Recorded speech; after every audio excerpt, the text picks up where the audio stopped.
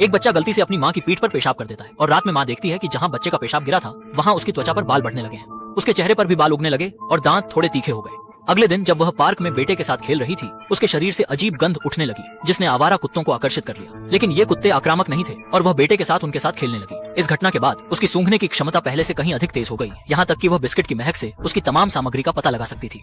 उस रात जब वह घर के अंदर सो रही थी, अचानक कुत्तों के भौंकने की आवाज से जाग गई। उत्सुकता में वह दरवाजे के बाहर देखने गई और पाया कि बाहर कई आवारा कुत्ते बैठे थे। इसे देखकर लीसा बेहद खुश हुई और कुत्तों के साथ रात भर खेलती रही। अगले दिन सुबह उठते ही उसने अपने बेटे के साथ रात का सपना साझा किया, लेकिन तभी उसका बेटा कहीं से एक चूहा लेकर आ गया जो उसे देखकर घबरा गई और तुरंत बेटे को चूहे को छोड़ने को कहा। बेटे के बाहर की ओर भागने पर वह भी परेशान होकर उसके पीछे दौड़ पड़ी। तब उसने डरावना दृश्य देखा। उसने पाया कि घर के बाहर कई जानवरों की लाशें पड़ी थीं। तभी उसे एहसास हुआ कि वह सपना नहीं था, बल्कि वह और आवारा कुत्तों ने शिकार करके यह सब वापस लाया था। आने वाले दिनों में उसके व्यवहार में भी जानवरों जैसे बदलाव होने लगे। खाना खाते समय वह हाथ से ही खाने लगी और कुत्तों की तरह भौंकने की आवाजें करने लगी। बेटा देखकर सोचने लगा कि वह उसे हंसाने की कोशिश कर रही है।